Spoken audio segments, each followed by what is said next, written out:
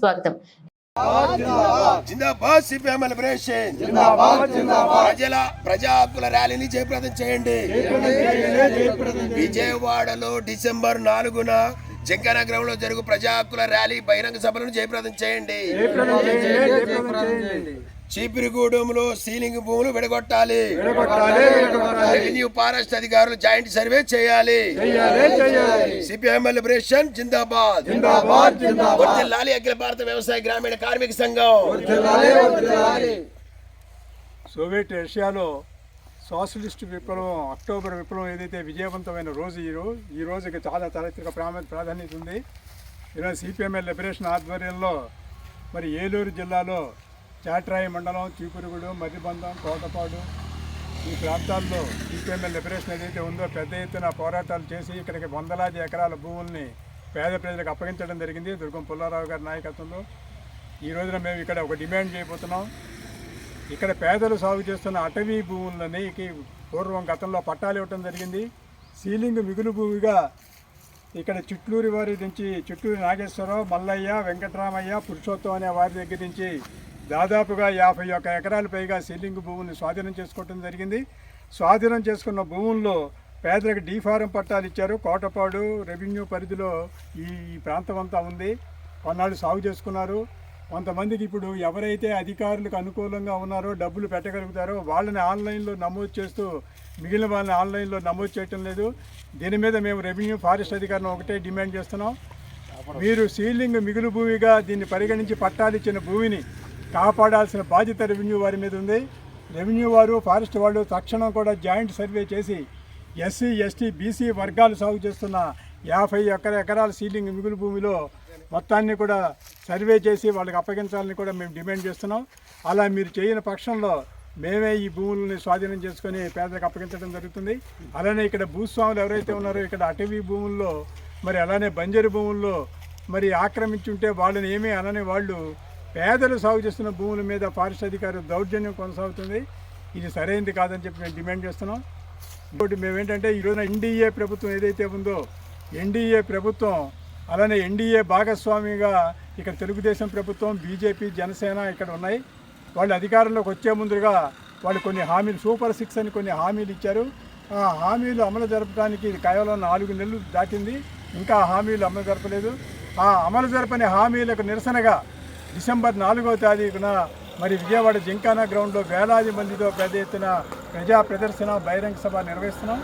ఈ బహిరంగ సభకు ముఖ్య అతిథిగా మా జనరల్ సెక్రటరీ దీపంకర్ భట్టాచార్య గారు, స్వదేశ్ భట్టాచార్య గారు హాజరవుతున్నారు. మేము ఒకటే కోరుతున్నాం ప్రభుత్వాన్ని, యూపీఏ ప్రభుత్వం ఏదైతే ఉందో ఈ రోజున బుల్డోజర్ పాలన కొనసాగించే విధంగా అది కొనసాగుతుంది. ఇక్కడ చంద్రబాబు ప్రభుత్వం కూడా ఈ రోజున మళ్ళీ ఏదో వరల్డ్ బ్యాంకు ఆదేశాలతో ఆ రోజున వరల్డ్ బ్యాంకు ముద్దుగా ఉన్న చంద్రబాబు నాయుడినే కాదని ఆ రోజున జగన్మోహన్ రెడ్డికి అధికారం, రాజశేఖర రెడ్డికి అధికారం ఇస్తే మళ్ళీ ఈయన పరోక్షంగా వరల్డ్ బ్యాంకు నిధులతో రాష్ట్రంలో ప్రజలందరినీ కూడా అప్పులు పాలు చేయడానికి ఆయన ప్రయత్నాలు చేస్తున్నాడు. ఈరోజు రాజధానికి కూడా 1500 కోట్ల రూపాయలు తీసుకొచ్చేసి మరి రాజధాని అభివృద్ధి చేస్తున్నాడు. పోలవరం ప్రాజెక్టు పక్కనే ఉంది. ఆ పోలవరం ప్రాజెక్టుకు సంబంధించిన నిర్వాసుల సమస్య ప్రధాన సమస్య ఉంది. ఈరోజు పోలవరం ఎత్తును కూడా తగ్గించే పరిస్థితుల్లో ఆ రోజు జగన్మోహన్ రెడ్డి అంగీకరించాడని ఈయన కూడా తల ఊపే పరిస్థితిలో ఉంది. రాష్ట్రానికి సంబంధించిన ప్రత్యేక హోదా, విభజన హామీల విషయంలో కూడా చంద్రబాబు నోరు మెత్తడం లేదు.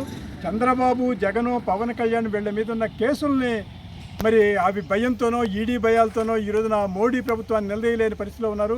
151 మంది ఎమ్మెల్యేలు గెలిచినప్పటికి కూడా రాష్ట్రానికి సంబంధించిన ఆర్థిక వనరుల విషయంలో కానీ, ప్రత్యేక హోదా విషయంలో కానీ చంద్రబాబు నోరెత్తకపోవటం అనేది సరైనది కాదు. ఈరోజు మేము ఒకటే డిమాండ్ చేస్తున్నాం. రాష్ట్ర ప్రయోజనాల కోసం మీరు కనుక కట్టుబడి ఉండకపోతే రాబోయే రోజుల్లో కలిసి వచ్చే అన్ని పార్టీలతో కలిసి పెద్ద ఎత్తున ఆందోళన చేయడానికి కూడా మేము సిద్ధంగా ఉన్నాం. రాష్ట్రంలో ఈ రోజున మరి విజయవాడలో వామపక్షాల సమావేశం కూడా జరుగుతుంది. విద్యుత్ సమస్య ఏదైతే ఉందో విద్యుత్ ఛార్జీల సమస్య ఈ రోజున చాలా తీవ్రమైన సమస్యగా ఉంది. యూజర్ ఛార్జీల పేరుతో, ట్రూ ఆఫ్ ఛార్జీల పేరుతో ఈ రోజున లక్షలాది రూపాయలు ప్రజాధనాన్ని లూటీ చేస్తున్నారు. రైతాంగానికి ఉచిత విద్యుత్ నిన్నటిదాకా అమల్లో ఉంది.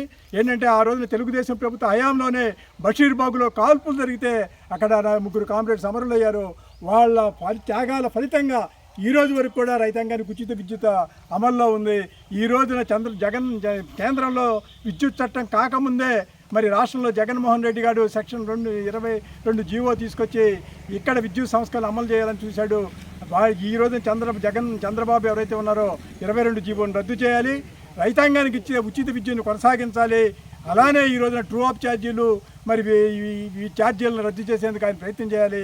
ఆ రెండో పక్కన ప్రజలకు ఇచ్చిన హామీలు ఏవైతున్నాయో హామీల అమలుకు కూడా ఆయన చిత్తశుద్ధిగా కృషి చేయాలని మేము డిమాండ్ చేస్తున్నాం.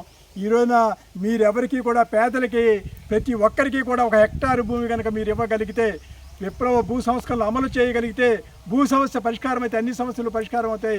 భూమి సమస్య పరిష్కారం చేయకుండా ఎప్పుడో సుప్రీంకోర్టే 12,84,000 ఎకరాలు పైగా సీలింగ్ మిగులు భూములు నేను తేల్చింది. 8 లక్షల ఎకరాల పైగా బినామీ భూములు ఉన్నాయని చెప్పింది. ఆ బినామీ భూములు స్వాధీనం చేసుకొని పేదలకు పంపిణీ చేయాలి.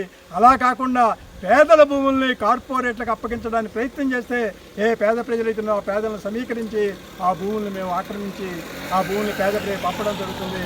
ఈరోజు రాష్ట్రంలో ఉన్న సెజ్ భూములు కూడా నిరుపయోగంగా ఉన్న భూముల్ని కూడా పేద ప్రజలకు ఇవ్వాలని మేము డిమాండ్ చేస్తున్నాం. నా పేరు డి హర్నాథ్, సిపిఎం లిబరేషన్ రాష్ట్ర కార్యవర్గ సభ్యులు, దుర్గం పుల్లారావు గారు, ఇక్కడ అనేక మంది, మరి గోవింద్ గారు. జిందాబాద్ సిపిఎం లిబరేషన్, జిందాబాద్ జిందాబాద్, జిందాబాద్ సిపిఎం లిబరేషన్, జిందాబాద్ జిందాబాద్, వర్ధిల్లాలి భారత communist party Marxist Leninist liberation, వర్ధిల్లాలి వర్ధిల్లాలి, భూస్వామ్య వ్యతిరేక రైతాంగ పోరాటాలు వర్ధిల్లాలి, వర్ధిల్లాలి వర్ధిల్లాలి.